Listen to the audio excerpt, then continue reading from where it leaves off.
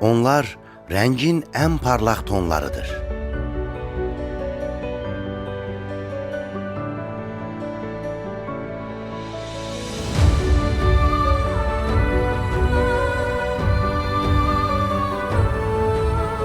Onlar sabahın nəfəsi, gələcəyin ümididir.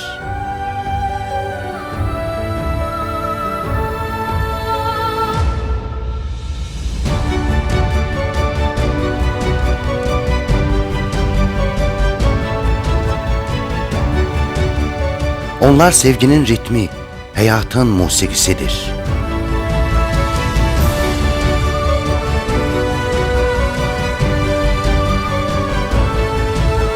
Hər uşaq öz nağılını sərbəst yaşasın. Rəngarəng arzularla boyanmış, xəyalların sərhəd tanımadığı bir dünyada. 1 iyun Uşaqların Beynəlxalq Müdafiəsi Günüdür.